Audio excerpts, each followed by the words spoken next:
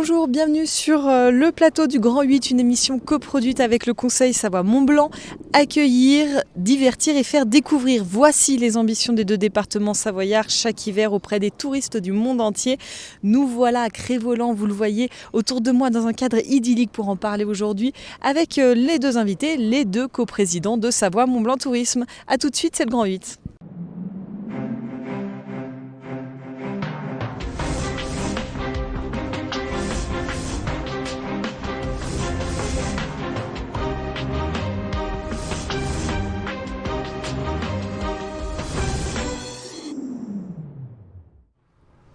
Pour m'accompagner tout au long de cette émission, j'ai le plaisir d'être au soleil et sur la nage avec les deux coprésidents de Savoie-Mont-Blanc Tourisme, Nicolas Rubin, conseiller départemental élu sur le canton d'Évian, et Vincent Roland, conseiller départemental élu sur le canton de Moutier et vice-président en charge du tourisme au département de la Savoie. Merci à tous les deux d'être là. Merci à vous. On peut difficilement imaginer un plateau télé plus sympa que ça. On peut carrément dire que c'était bien choisi. Bien choisi. Alors pour bien comprendre, quelques chiffres, pour bien comprendre les enjeux, Savoie-Mont-Blanc regroupe 112 stations, 33,3 millions de journées skieurs alpins, 78 sites d'activité nordique, 1,2 million de lits touristiques, 41,1 millions de nuitées. Lequel de ces chiffres vous paraît le plus symbolique pour le territoire ? Moi je dirais les 41 millions de nuitées touristiques sur l'hiver seulement. Puisque lorsqu'on fait toutes saisons confondues, on se rapproche, pas tout à fait, mais presque des 70 millions. Et ça fait surtout plus, les 41 millions de nuitées l'hiver, que toute la Suisse réunie. Donc ce qui est considérable, et ce dont les Savoyards du Nord ou du Sud ne se rendent pas toujours compte. Ils peuvent en être fiers d'une certaine manière. Nicolas Rubin, pour vous, le chiffre à retenir ? Moi, je serais tenté de dire tous. Il donne un peu le tournis, il démontre encore une fois l'attractivité de ce territoire qui se démontre, comme vous l'avez dit, par des chiffres qui doivent encore progresser. Tout est améliorable, mais en tout cas ce début de saison nous démontre encore une fois que l'attractivité de Savoie-Mont-Blanc est bien présente et c'est une belle saison qui débute, qui donne beaucoup d'engouement pour la suite. On espère qu'elle se continuera comme ça. On en reparle dans quelques secondes, mais avant, donc Savoie-Mont-Blanc, ce sont ces chiffres impressionnants, mais c'est aussi une superbe carte postale où on regarde un petit aperçu.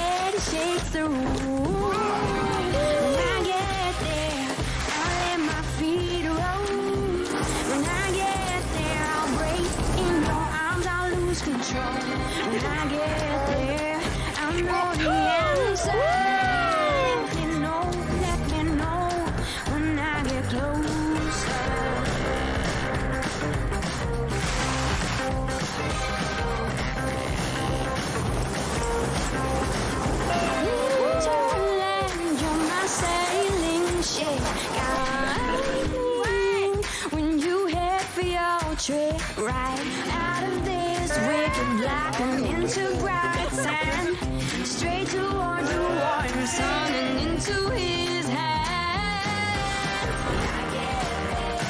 I let my feet roll. I'll break in your arms, I'll lose control. When I get there, I'll know the answer.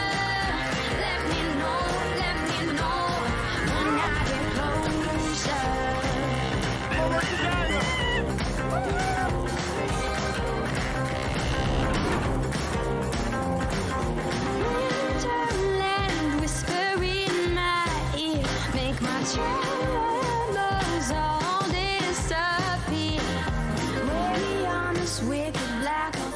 Je l'ai dit en introduction, 3 objectifs chaque hiver, accueillir, divertir et faire découvrir. On commence avec l'accueil. Des millions de vacanciers choisissent la destination Savoie-Mont-Blanc comme lieu de villégiature. Un premier bilan de la saison, là on sort des premiers congés, ceux de Noël. Comment ça s'est passé dans vos stations, Nicolas Rubin ?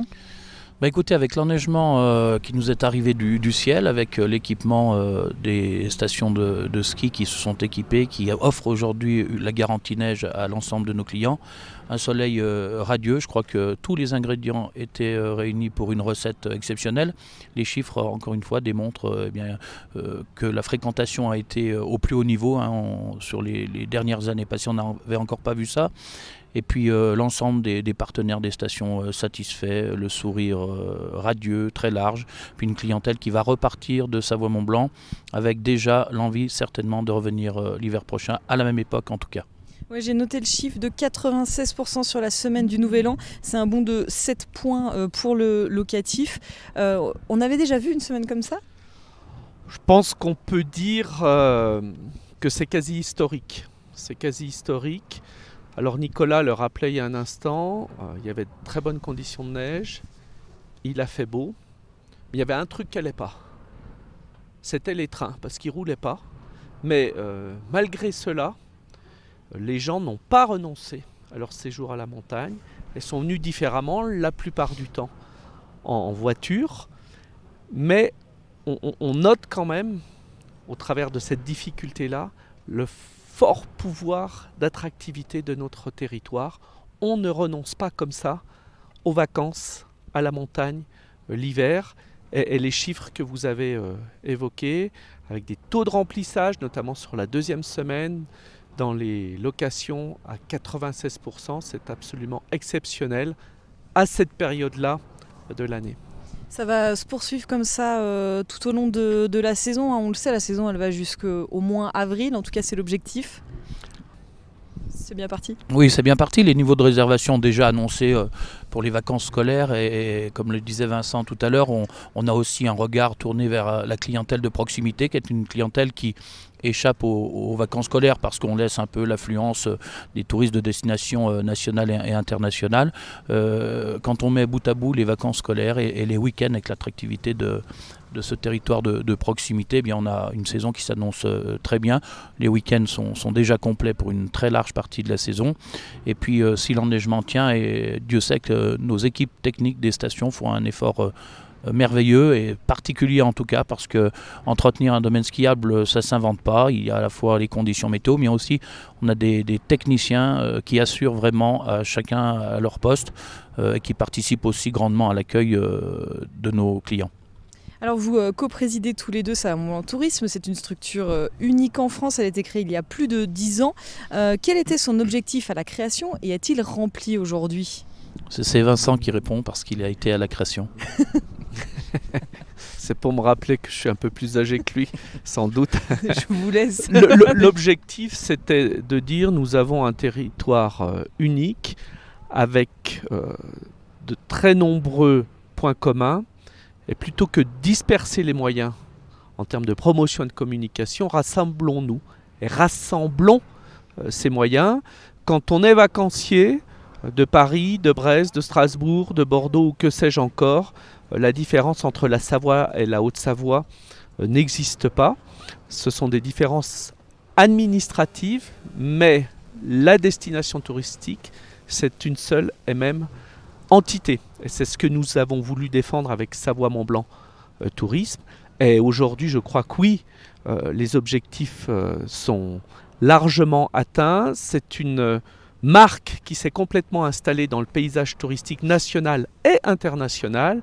Et puis maintenant, nous voulons aller plus loin en termes de défense de l'environnement, en termes de défense des produits du terroir, de notre identité, de notre culture avec Savoie-Mont-Blanc Excellence par exemple. Et toi ? Alors une fois qu'on a donné envie aux touristes de venir ici, il faut qu'ils puissent arriver jusqu'aux stations. Donc on va parler un petit peu accessibilité. On le sait, les départements sont en charge d'une grande partie des routes de Savoie et de Haute-Savoie. Vincent Rolland, en tant que député, vous avez été nommé rapporteur de la mission d'évaluation loi montagne à l'Assemblée nationale. L'accessibilité des routes de montagne, on le sait, est un vrai enjeu. On a beaucoup parlé de la question des équipements spéciaux obligatoires cet hiver avec des rumeurs sur les réseaux sociaux, etc. On en est où ? Je vais peut-être pas lancer une nouvelle rumeur, mais en tout cas, dans le cadre de cette mission d'évaluation dont je suis effectivement un des rapporteurs, nous avons déjà auditionné le délégué interministériel à la sécurité routière qui est en charge de ce dossier des équipements spéciaux. Et on ne comprenait pas, alors que la loi est votée depuis 3 ans, que le décret ne soit toujours pas pris. Il nous a répondu, et de manière autorisée et quasi certaine, à 99,9%, que ce décret serait pris pour la prochaine saison d'hiver. Donc je pense qu'il ne va pas tarder d'apparaître. En tout cas, c'est ce que nous avons demandé, les différents rapporteurs, de telle sorte à ce qu'on puisse prendre le temps d'une bonne application de ce décret, que l'on puisse anticiper les actions auprès des habitants du territoire, mais aussi auprès des vacanciers qui nous rejoindront l'hiver prochain. C'est difficile de convaincre sur ce sujet ? En tout cas, les choses ne sont pas faites aussi facilement qu'on le souhaitait, parce que 3 ans pour prendre ce type de décret, alors que nous avons multiplié les interventions en ce sens, peut parfois poser question, mais il y a sans doute eu différents événements sociaux qui ont peut-être fait que l'État, en tout cas en haut lieu, s'est interrogé sur la pertinence de ce type de décret. Sur la question de l'accessibilité en station, en Haute-Savoie, il y a eu d'importants chantiers menés sur différents accès aux stations. Il faut que ces routes elles soient sûres. On le sait, dans des contextes voilà, je vais y arriver, de falaises, d'époulements, etc., qui peuvent être compliqués, en Savoie aussi d'ailleurs. Oui, nos 2 départements investissent beaucoup sur la viabilité hivernale notamment, puisqu'on est en saison d'hiver, la sécurisation des routes et des accès. Pour simple exemple, le département de la Haute-Savoie consacre chaque année un budget de 130 millions d'euros pour la voirie départementale, de l'ordre de près de 3000 km de route. C'est des chantiers qui sont conséquents, qui sont consommateurs de budget, mais nos départements ne lésinent pas sur la sécurité routière à la fois, l'accès aux stations. Alors on est évidemment en zone de montagne, alors tout ce qui se trouve dans l'environnement dit de zone de montagne, eh bien effectivement, vous l'avez dit, il y a des risques, il y a des chutes de blocs, il y a des falaises, mais en tout cas, il n'y a pas de frein sur la dépense pour la sécurité routière et la viabilité hivernale, parce que notre objectif commun, c'est celui de garantir une accessibilité permanente. Nos équipes sont là pour ça, elles sont à pied d'œuvre à partir du 1er novembre. Mais il faut aussi rappeler que ça demande aussi un peu de civisme de la part des automobilistes, parce que comme on le sait, les routes sont parfois enneigées, parfois glissantes. Il faut à minima être équipé. Et puis quand tout le monde aura compris tout ça, on arrivera encore à rendre plus facile l'accès et le retour aux stations, destination des lieux de villégiature de nos clients. Donc si chacun met un peu du sien, on devrait arriver à faire de belles choses. On parle d'accessibilité. Il y a une forme dont on parle peut-être pas beaucoup, quoique ça va venir, je suppose, dans les années à venir, c'est celui des ascenseurs valléens. On va commencer avec un projet qui est sur les rails sans Funiflène. On en est où ? Il y a eu une concertation publique, donc l'idée c'est de relier Maglan à la station de Flaine. Voilà, vous l'avez dit, Funiflène est un dossier très avancé qui poursuit son chemin. Encore ce matin, en commission permanente du conseil départemental, nous avons évoqué ce sujet. On a un projet qui est tout aussi bien avancé, qui est celui de l'Express Morzine-Avoria aussi, pour désengorger les fonds de vallée et donner accès à l'altitude, parce qu'on sait que l'altitude est plutôt regardée d'un bon œil aujourd'hui quand on parle de réchauffement climatique, et il faut préparer l'avenir. Donc ces territoires s'organisent. Il y aura aussi des jonctions pour éviter ce qu'on appelle les ruptures de charge avec le ferroviaire. C'est des projets très coûteux. Il y en a qui sont lancés depuis pas mal d'années dans le cadre du contrat de plan État-région, auquel vient s'ajouter l'aide départementale. Mais en tout cas, c'est par l'énergie des élus de territoire que les départements viennent en soutien. L'idée doit venir des élus de territoire pour aménager leur territoire, et les cofinanceurs sont là pour les soutenir avec beaucoup d'énergie et beaucoup de financement. Elle est là, la mobilité de demain dans les stations ? Entre autres, oui, bien sûr, l'idée de créer des ascenseurs valléens est plus que dans l'air du temps, c'est une nécessité. On voit souvent les routes des stations, les routes d'accès absolument paralysées, où on est à la queue leu leu pour aller travailler à la journée. Je pense par exemple à mon secteur, sur la route d'accès à Courchevel, où un ascenseur depuis Beauzelle serait profitable. Alors il est dans les tuyaux, il y en a ailleurs. Bourg-Saint-Maurice, ça fait 30 ans qu'on a le funiculaire, il vient d'être restructuré, refait, et c'est important de pouvoir avoir ce type d'aménagement limitant d'une part l'utilisation du véhicule individuel et d'autre part limitant aussi les ruptures de charge, ou en tout cas les rendant plus fluides quand on sort du train, qu'on a un véritable abri, que l'on a un accueil et que l'on puisse facilement cheminer vers le funiculaire et ensuite vers son appartement. Ça, c'est assez déterminant pour notre clientèle actuelle, et puis cette clientèle sera prescripteur si elle est bien accueillie auprès d'autres clients. Ces projets-là, ils font pas tout le temps l'unanimité, alors que ce soit entre les stations, parce que ça peut créer une forme de concurrence entre les stations. Je pense notamment à Funiflane, ça n'a pas été évident à mettre en route. Je pense aussi à, par exemple, Morzine-Avoria, où il y a des associations environnementales qui sont aussi mobilisées. Ces projets ne font pas l'unanimité. Pour autant, pour vous, il est important de les porter, de les défendre ? De les porter, de les défendre et d'en débattre. Je crois que c'est assez normal que l'on ne soit pas tous sur la même longueur d'onde, mais il faut mettre de côté nos égoïsmes et regarder ce que l'on peut ensemble construire. Mais en tout cas, limiter le nombre de véhicules dans les stations, me semble-t-il, en termes de stratégie touristique, doit être un objectif majeur.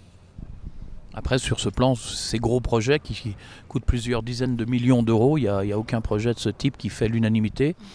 Après, il faut que ces projets soient vraiment utiles. On n'en fait pas des projets purement politiques pour marquer son nom sur un projet comme celui-ci. Je vous l'ai dit tout à l'heure, le Funiflane fait partie d'un contrat de plan État-région où l'ancienne présidence de la région Auvergne-Rhône-Alpes avait acté des financements et des moyens conséquents. Les collectivités locales sont appelées aussi à participer financièrement. Il faut aussi que ces projets tiennent la route. Mais évidemment, quand on parle... Alors ça, c'est paradoxal. Il y a parfois des associations qui viennent s'opposer à ce type de projet au titre de l'environnement, alors que généralement ils sont mis en place justement pour des questions environnementales. Donc là on ne sait plus où donner de la tête. Mais en tout cas, je serais tenté de dire que c'est l'accès aux stations sous la forme d'un certain modernisme, d'une certaine modernité. Les Suisses l'ont fait avant nous, les Autrichiens sont pas mal en avance, mais je pense que ces projets-là, à partir du moment aussi il y a les financements derrière, il faut savoir que derrière tous ces financements et ces projets, il y a des contribuables, est-il utile de le rappeler, donc que la population ait un œil sur les idées des élus et inversement, ça me paraît aussi être un bon partage de l'aménagement du territoire. Vous avez cité le funiculaire de Bourg-Saint-Maurice, effectivement l'inauguration de la nouvelle gare et des nouvelles rames a eu lieu il y a quelques jours. Elles permettront 600 000 passages par an. On regarde le reportage de Sébastien Germain. Entièrement électrique, doté d'une vue panoramique à 360 degrés et pouvant accueillir jusqu'à 250 personnes, les nouvelles rames du funiculaire qui relient Bourg-Saint-Maurice à la station des Arcs 1600 portent la griffe Poma, un des leaders mondiaux du transport par câble. On a la chance de maîtriser beaucoup de technologies, en particulier tout ce qui est la partie habillage, carrosserie, avec les meilleures structures, acier, etc. Enfin, on arrive à combiner finalement toutes ces technologies de haut niveau et puis tout ce qui est aussi la partie communication avec les usagers, où est-ce que vous en êtes, etc. Enfin, ce qu'on voit d'ailleurs aussi bien dans un RER aujourd'hui, les nouveaux métros, on est vraiment dans ce mode de la mobilité. Avec ses nouveaux équipements et sa gare de départ flambant neuve inaugurée également ce vendredi matin, Bourg-Saint-Maurice-les-Arcs se dote d'un véritable pôle multimodal, utilisable aussi bien en hiver qu'en été. Toute l'intermodalité que l'on peut imaginer se retrouve, les piétons, les vélos, les trains. On peut venir de Londres maintenant jusqu'aux Arcs, presque à sec, c'est-à-dire qu'on a des belles ruptures de charge bien équipées et on peut donc de la gare passer au Funi, du Funi à un bus et du bus à son lit. C'est bien sûr tout ce qu'il faut faire aujourd'hui dans le cadre un petit peu du développement durable, tout ce que l'on peut faire de mieux au point de vue énergie, émissions de CO2, etc. Ces infrastructures auront coûté au total 7,2 millions d'euros, portés par la commune et par la région. Le département, lui, espère que de plus en plus d'ascenseurs valléens comme les Arcs Express voient le jour. Dans les schémas de cohérence territoriale, que ce soit en Tarentaise ou en Maurienne, nous avons des projets d'ascenseurs valléens et nous espérons qu'ils soient le plus nombreux possible parce que pour le développement durable, c'est la solution.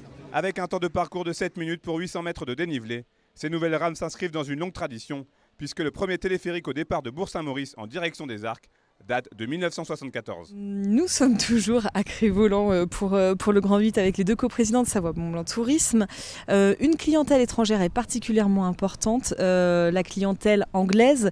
On le sait, le Brexit est dans les tuyaux depuis plusieurs mois. Ça fait plusieurs mois qu'on vous pose la question des conséquences dans les stations. Est-ce qu'on y voit plus clair aujourd'hui ? Le tuyau doit voir le jour d'une certaine manière le 31 janvier.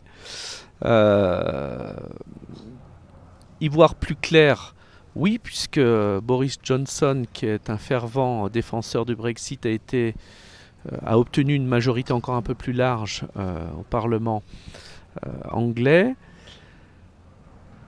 Les Anglais seront traités entre guillemets comme un pays tiers et non européen, hors de l'Union, ce qui impose certains dispositifs en matière de contrôle douanier. Ça, c'est la première chose.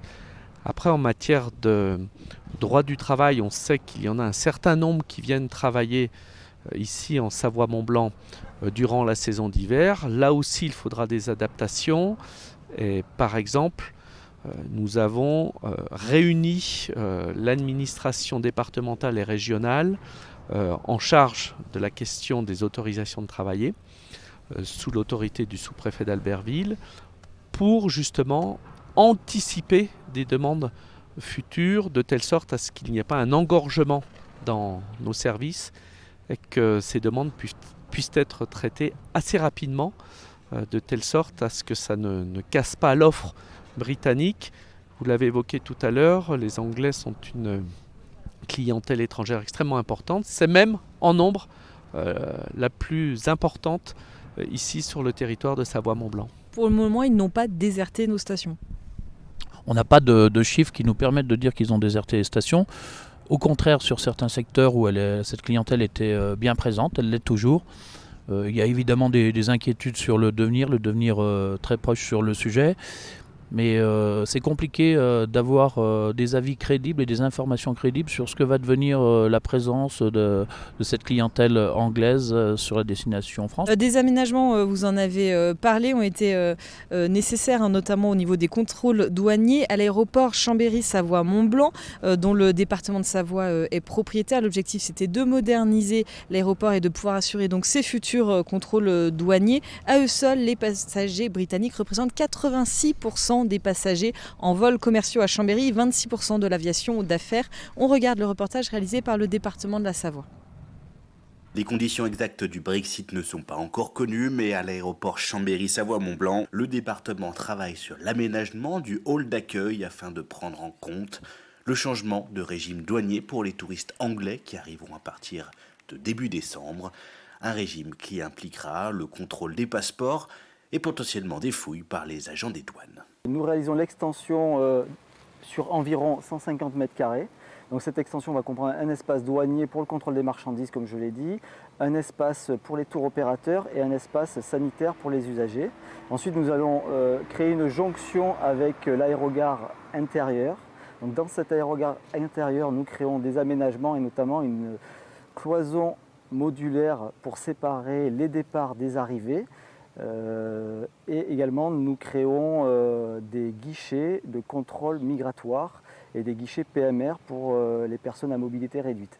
Une mise aux normes qui représente un investissement de 700 000 €, assumé par le département de la Savoie, propriétaire de l'infrastructure. Des travaux qui seront une occasion d'améliorer globalement les conditions de service. Ce sont des travaux qui vont améliorer l'ensemble de l'aéroport et de l'infrastructure et qui vont faciliter finalement le flux des passagers. Et puis les douaniers nous ont confirmé qu'ils auraient du personnel complémentaire pour pouvoir assurer un flux de sortie très efficace. De la même façon, nous, en tant que gestionnaire aéroportuaire, nous allons mettre en place des effectifs spécifiques pour pouvoir aider les passagers lors de ces contrôles. En termes d'espace, évidemment, l'espace sera un petit peu plus contraint pour les clients, mais le temps d'attente sera le même que ce qu'il était avant. Les passagers français et résidents de l'Union européenne ne seront eux pas impactés par ces changements.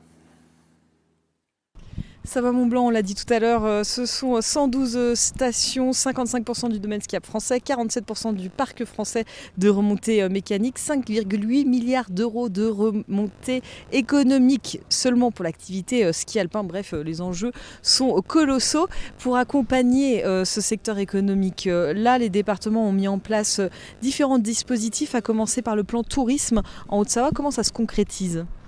Ça se concrétise très bien avec des enveloppes, encore une fois, conséquentes qui viennent en appui des projets des stations par une commission qui travaille plusieurs fois par mois sur les sujets, sur les dossiers présentés par les collectivités.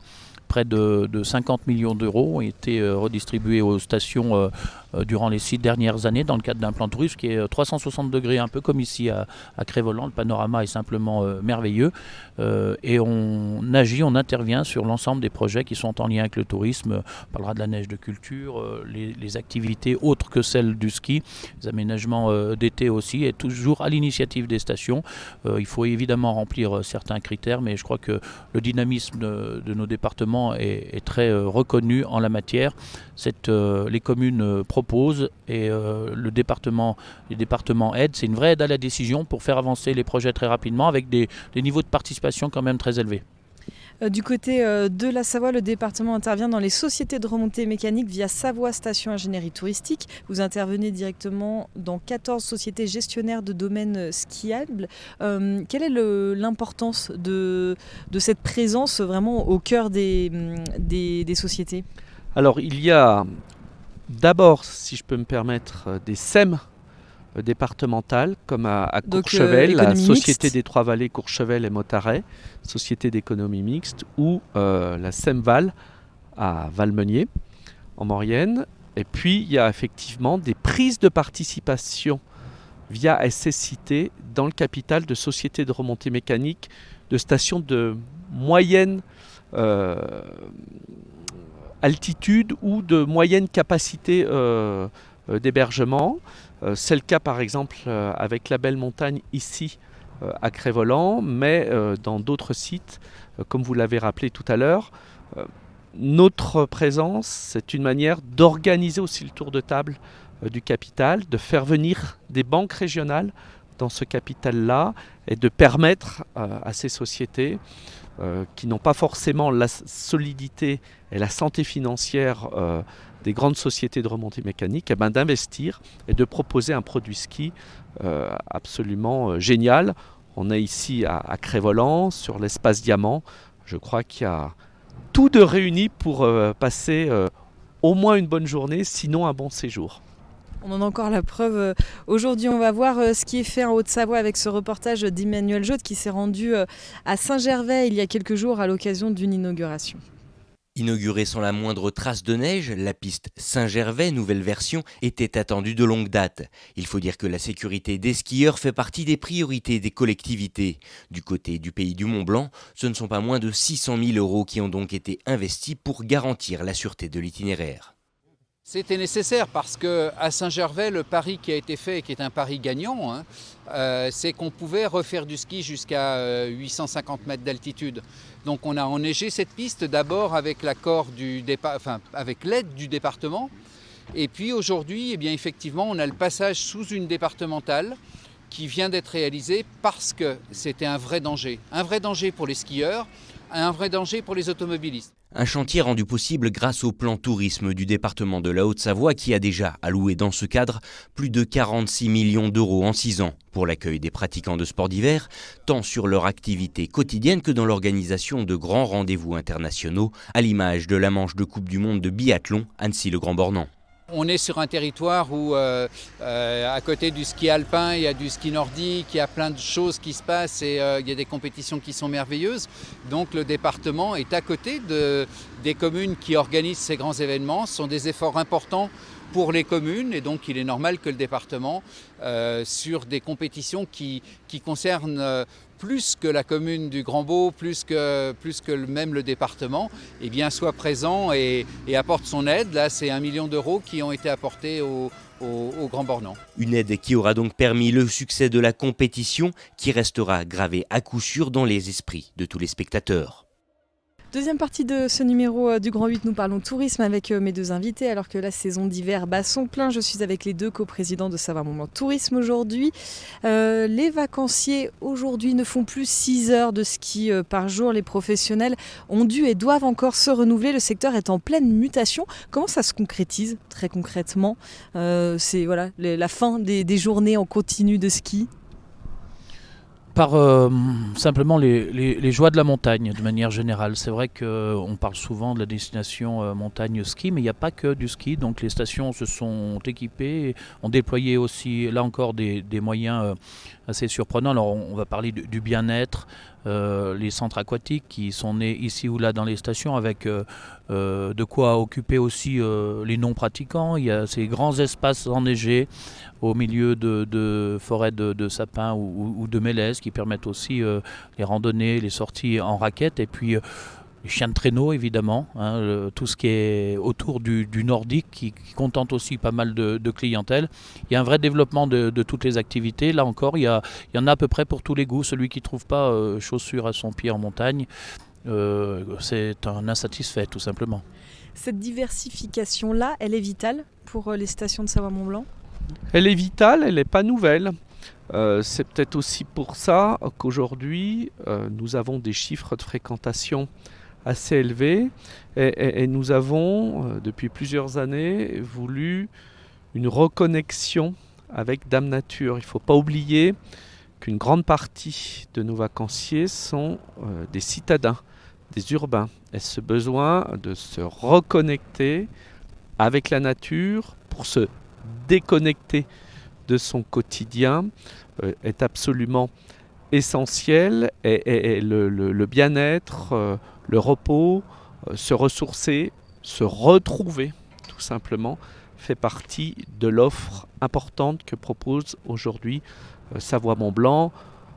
Nicolas l'a dit, il y a le wellness, comme on dit en patois chez nous, avec les centres aqualudiques, mais il y a aussi beaucoup de variantes autour de la marche, de la découverte de l'environnement, des forêts, de leur habitat, de notre agriculture extrêmement importante. Aujourd'hui, le monde touristique et le monde agricole sont extrêmement liés. C'est d'ailleurs la démarche supplémentaire que Savoie-Mont-Blanc a engagée et qui va trouver une concrétisation dès cette année 2020 avec Savoie-Mont-Blanc Sélection et Savoie-Mont-Blanc Excellence pour mettre en avant le meilleur du territoire, qu'il soit agricole, entrepreneurial, artisanal, commerçant, hôtelier, que sais-je encore. Et peut-être rajouter, parce qu'on a un territoire d'excellence aussi, autour de l'assiette et de la gastronomie, on a des chefs étoilés qui font briller les yeux des passionnés des métiers de bouche de manière générale.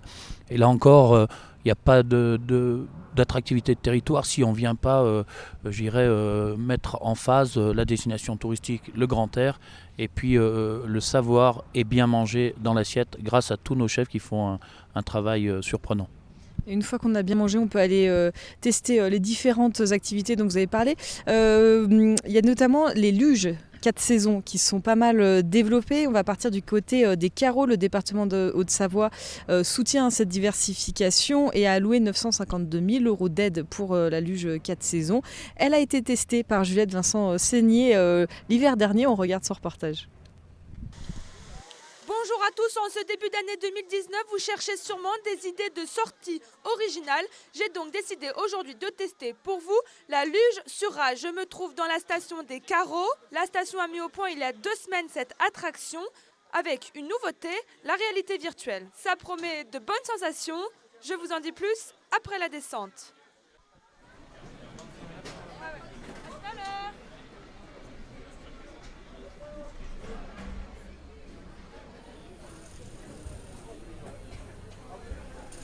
C'est parti pour 350 mètres de montée. Certains vacanciers préfèrent profiter du paysage. Au milieu des sapins, le temps s'arrête. Les autres optent pour la formule avec le casque de réalité virtuelle. Plongée garantie dans un monde imaginaire. Arrivé au sommet, la descente peut commencer. Frisson garanti.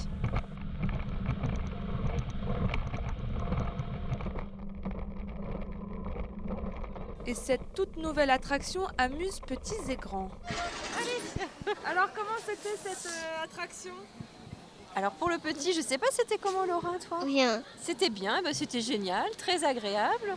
Super vite. Et alors les sensations comment ? Très émotionnant et j'aimerais bien le faire deuxième fois. On est déjà fait à plusieurs endroits, franchement celle-là elle est vraiment encore plus rapide que les autres. Il y avait des très grands virages, c'était vraiment cool. On allait à fond. Se démarquer des autres stations et proposer une descente de luge comme celle-ci, c'était un choix calculé des carreaux.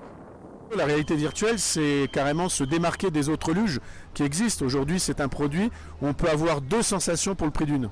Les clients, ils veulent du ludique, ils veulent s'amuser et nous, on souhaite leur offrir quelque chose de complémentaire au ski. Même si le Speed Dragos ne remplace pas une bonne descente de ski, les sensations de glisse sont là. La nuit est tombée au carreau. Malgré le froid, les vacanciers sont encore nombreux à attendre leur tour pour tester cette nouvelle attraction en réalité virtuelle. Nous sommes toujours à Crévolan avec mes deux invités, les deux coprésidents de Savoie Mont Blanc Tourisme. Il y a de nouvelles formes de séjour. On parlait des changements un petit peu d'activité, en tout cas de la multiplicité des activités possibles dans les stations. Il y a des nouvelles formes de séjour.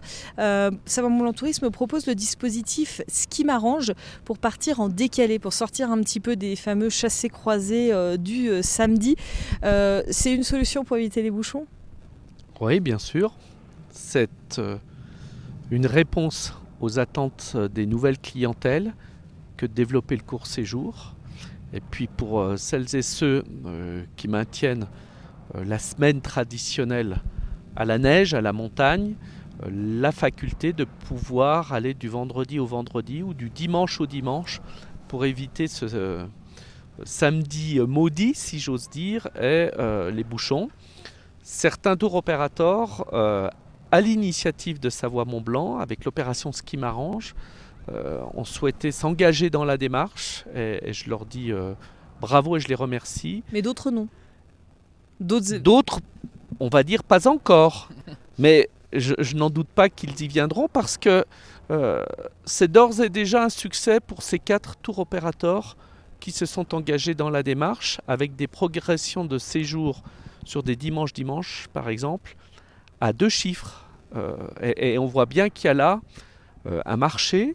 Le Club Med, pour ne pas le citer, propose des séjours d'abord et surtout du dimanche au dimanche. Et ça marche très très bien. Le taux de remplissage des Club Med en Savoie Mont Blanc est juste exceptionnel.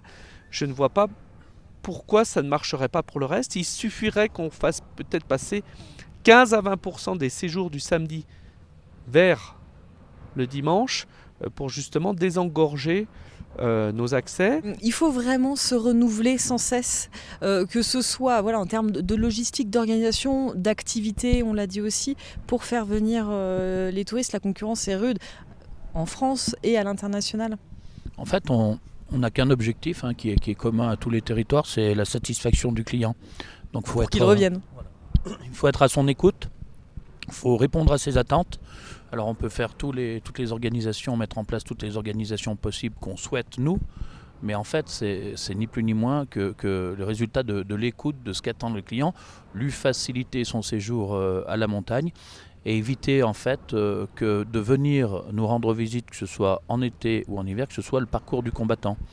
Alors on parlait des ruptures de charge dans le transport, il faut qu'on soit en mesure de faciliter ce séjour, il faut prendre en main le client à la sortie de son domicile, de l'amener jusque chez nous et de le raccompagner chez lui dans des conditions les meilleures qu'il soit, parce que d'autres destinations touristiques qui ont beaucoup moins de contraintes que les nôtres sont en capacité à le faire. Et un client qui doit se déplacer, qui a déjà des soucis au départ de chez lui pour venir en vacances, c'est déjà un problème. Donc faciliter son séjour, c'est la priorité absolue. On parle régulièrement de la lutte contre les lits froids depuis des années. On en est où aujourd'hui? Les départements soutiennent notamment l'immobilier de loisirs. Vous avez cité les Club Med, ça pousse un petit peu partout en Savoie-Mont-Blanc. Pas tout le temps d'ailleurs, encore une fois, ça ne fait pas tout le temps l'unanimité. On en est où dans la lutte contre les lits froids? Est-ce qu'il reste des appartements vides? Hélas oui, et je crains que ce soit un sujet dont on parle encore pendant longtemps. Néanmoins, il y a ici ou là des initiatives individuelles dans chaque station. Il faut veiller à les accompagner. Ce qui me semble aujourd'hui extrêmement important, c'est qu'on puisse, via des structures, prendre en charge toute la partie conception, ingénierie, accompagnement jusqu'au début des travaux pour rénover les appartements, de telle sorte à soulager le propriétaire. Après, il y a peut-être d'autres voies à explorer. Moi, j'ai fait quelques propositions législatives à ce sujet qui, pour l'instant, sont restées lettres mortes. Mais le problème demeurant, je pense qu'un jour ou l'autre, ces propositions recevront un écho favorable. Par exemple, exonérer les résidences secondaires de taxes d'habitation à condition que celles-ci soient compensées par l'État auprès des collectivités s'ils font la preuve de louer leurs biens pendant la saison. Oui, puis il y a la responsabilité des maires des communes dans le cadre de l'aménagement du territoire, les plans locaux d'urbanisme qui, au constat de voir que les appartements sont, comme vous l'avez dit, des lits froids, eh bien, peuvent aussi orienter les aménagements en termes de construction, c'est-à-dire que notamment des résidences de tourisme qui ont aussi sont de vraies apporteuses d'affaires en termes, je dirais, d'économie locale. Donc il y a toute, je dirais, les interventions, elles viennent de plusieurs strates, mais la responsabilité première est celle, je dirais, du responsable de l'urbanisme sur son territoire, que ce soit les communes ou les intercommunalités qui en ont pris la compétence. Les Suisses ont réagi très rapidement il n'y a pas si longtemps dans le cadre de la loi d'aménagement du territoire où ils ont freiné très sérieusement la construction de résidences secondaires. Justement, l'une des causes, c'était les logements inoccupés qui, au final, coûtent très cher aux collectivités qui doivent assurer un service permanent à ces volets dits fermés ou clos. Et c'est compliqué. Donc il y a des moyens de levier. Et puis il y a des initiatives, comme l'a dit Vincent, où il faut vraiment inciter les propriétaires de biens de les mettre sur le parc de la location, avec aussi des avantages qui pourraient leur être consentis. Ça, c'est une démarche qui est intéressante. Elles sont un peu longues à mettre en place, mais là où ceci a été essayé, ça a matché. L'immobilier de loisirs, les Club Med, pour ne pas les citer, c'est vraiment une solution parce qu'on le voit, là il y a beaucoup de projets en Savoie-Mont-Blanc, ça ne fait pas l'unanimité. Est-ce que c'est une solution? Est-ce que c'est la solution? C'est une des solutions. Je crois que le Club Med est un partenaire de la destination montagne. C'est une marque, avant tout, une marque reconnue mondialement. Et je crois qu'à travers cette marque, les sites qui accueillent un Club Med participent aussi à la promotion du territoire, du leur, mais aussi de la destination, pour parler de ce qu'on connaît avec Vincent Roland, celle de Savoie-Mont-Blanc. Alors évidemment, c'est des bâtiments qui ont besoin de 4 hectares au sol, parce que aussi ils ont des objectifs très élevés en termes de qualité de service, en termes de niveau de prestation. Et là aussi, il nous faut un peu de quoi satisfaire toutes les clientèles, du camping au gîte, à la chambre d'hôte, à l'appartement, à l'hôtellerie. Et ce genre de clubs qui, de renommée internationale, font parler aussi de la destination. Alors, comme on l'a dit tout à l'heure, ça fait partie des gros projets. Et il n'y en a aucun des gros projets qui font l'unanimité. Donc, il faut être en capacité de l'installer là où il peut aller, là où il doit aller, et puis avec les mesures compensatoires qu'il faut aussi imposer à un moment donné pour dire, si on vient occuper un peu de surface pour un équipement comme celui-ci, on restitue une surface, à la nature par une Natura 2000 ou autres plans environnementaux. Quand on parle mutation, on pense notamment aux stations de moyenne montagne qui sont celles qui souffrent peut-être le plus du changement climatique. En Savoie, il y a l'appel à projet Station Moyenne Montagne. L'objectif, c'est de les aider à développer des leviers de développement. Ça va se concrétiser comment, ça ? C'est surtout de les accompagner pour faciliter le parcours client. On l'a évoqué plusieurs fois lors de cette émission. Il faut que ce parcours client ne soit pas une contrainte, ne soit pas un terrain semé d'embûches. Et le département de la Savoie, auprès de ces stations à la fois de moyenne altitude et de moyenne capacité d'hébergement, est disponible à des crédits de prévus pour améliorer ce parcours client, y compris d'ailleurs parfois même, et notamment d'ailleurs plutôt, dans la station. Il y a un regard quand même qui est posé sur le type d'aménagement souhaité. On doit avoir un regard, je dirais, partagé sur l'aménagement de ces sites. Plutôt que de faire du copier-coller par rapport à des sites d'altitude, il nous faut aussi offrir sur ce territoire de la complémentarité parce que les stations de moyenne montagne offrent aussi une accessibilité au sport d'hiver à des catégories socio-professionnelles peut-être moins fortunées qui ne pourraient pas aller ailleurs. Et notre souci sur nos deux départements, c'est aussi d'attirer les jeunes générations. On entend parler ici ou là dernièrement sur la presse nationale que les jeunes générations désertaient un peu l'envie avant tout de venir skier, de venir au sport d'hiver. Je crois qu'il faut donner l'accessibilité à ces jeunes populations et à leurs familles.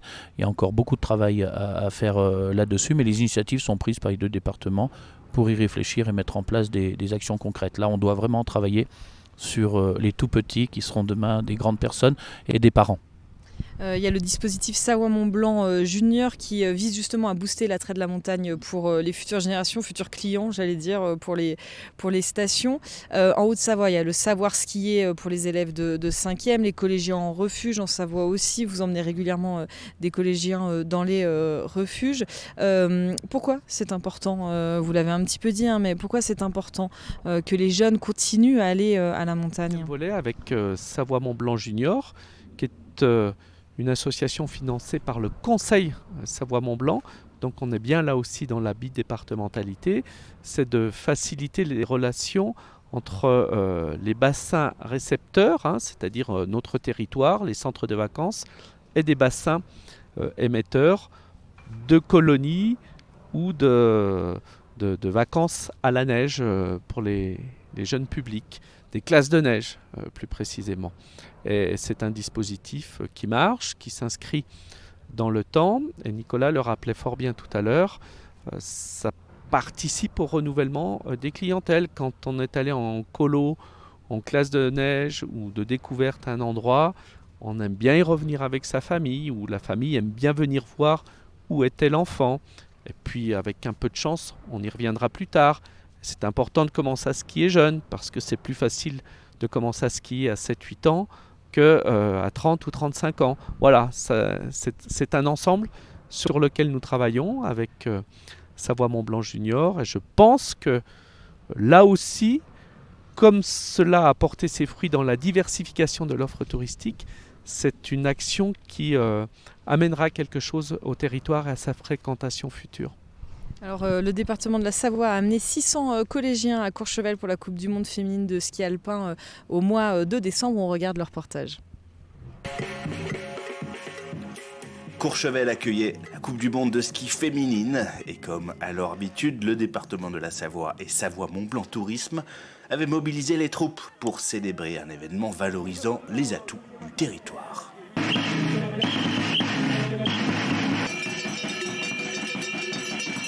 Du côté du département, 9 collèges de Savoie et 2 instituts médico-éducatifs avaient répondu à l'invitation, les jeunes étant conviés pour vivre l'ambiance d'un grand événement et pour certains découvrir la dynamique d'une des plus grandes stations de ski du monde. Ça c'est un bonnet édition de Courchevel, donc bonnet de la Coupe du Monde avec un petit encas à l'arrivée, un chocolat chaud pour être dans des bonnes conditions avant d'aller supporter les skieuses. Bon, content de ne pas être à l'école ? Ouais, trop. C'est trop bien. C'est génial comme ça et c'est trop bien. En plus, on a des pitchs, on a des bonnets. Ouais, de ouf, on a des pitchs. Des bonnets, c'est génial. On est bien accueillis, c'est bien. Moi aussi, c'est bien. Il y a de l'ambiance avec les voir le géant là, des skis féminins. On va essayer de les encourager, là, les Françaises, qu'elles donnent tout.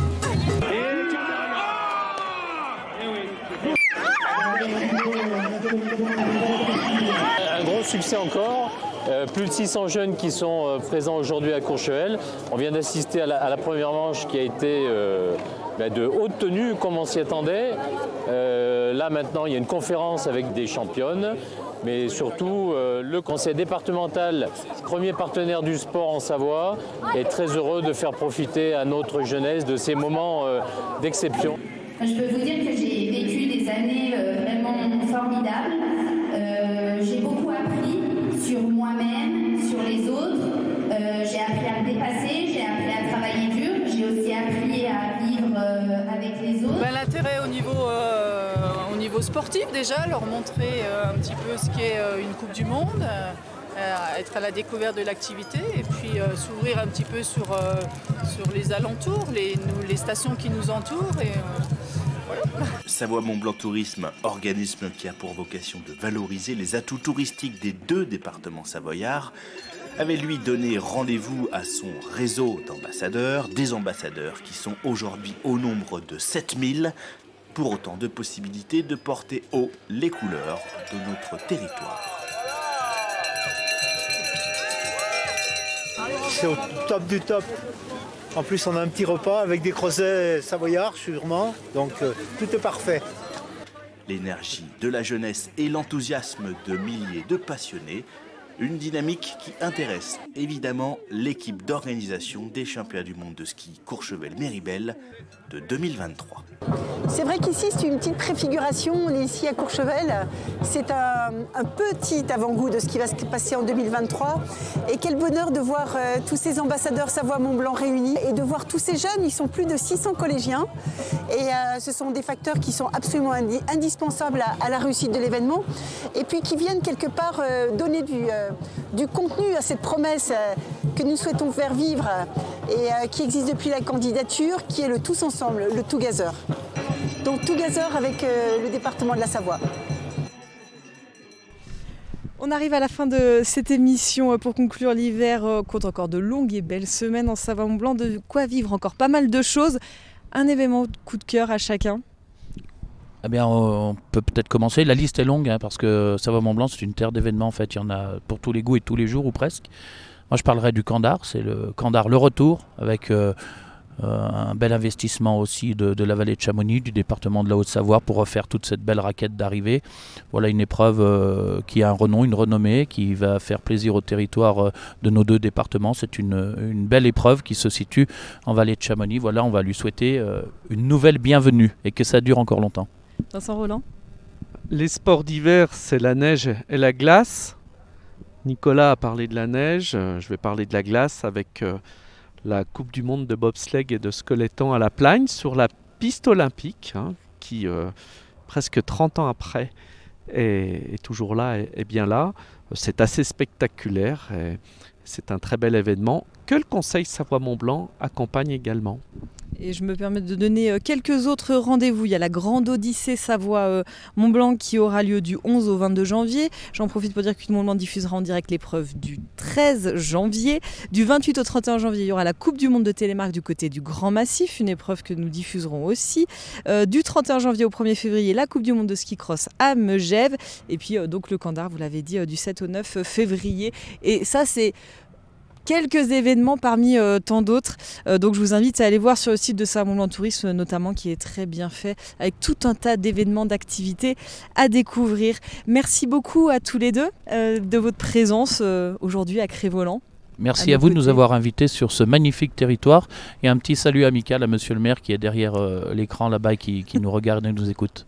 Voilà, on était très bien ici à Crévoland et bien accueillis, comme l'a dit Nicolas, par Lionel Mollier.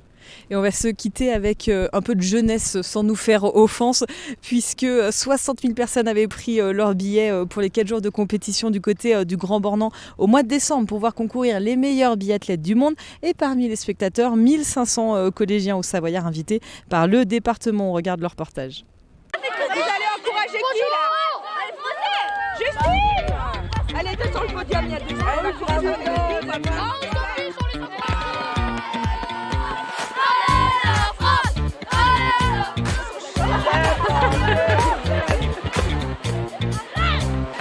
Justine Drezas, Anaïs Bescon et Martin Fourcade. Pilon Maillet. Il a été 3e hier.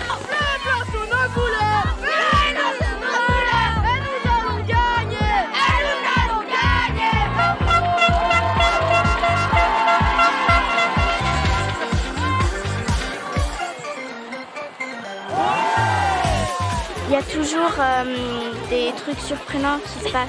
T'aimerais bien en faire? Oui.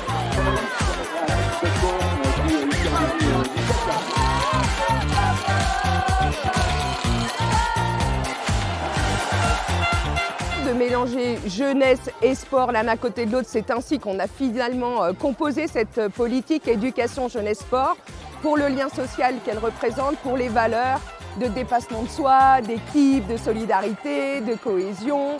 Et puis du coup, petit à petit, on vient y intégrer nos autres politiques sur le développement durable, sur la nature. Et ça vient faire un joli volet qui est très accessible, qui est très ludique pour nos collégiens.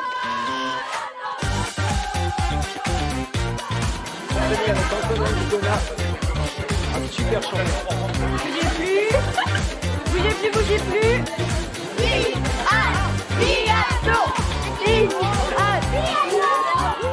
C'était le Grand 8, une émission coproduite avec le Conseil Savoie Mont-Blanc. Merci à mes invités, merci à toute l'équipe pour la réalisation de cette émission et merci à la belle Métairie qui nous a accueillis aujourd'hui à Cré-Voland sous le soleil de Savoie Mont-Blanc. À bientôt sur 8 Mont-Blanc, passez un très bel hiver.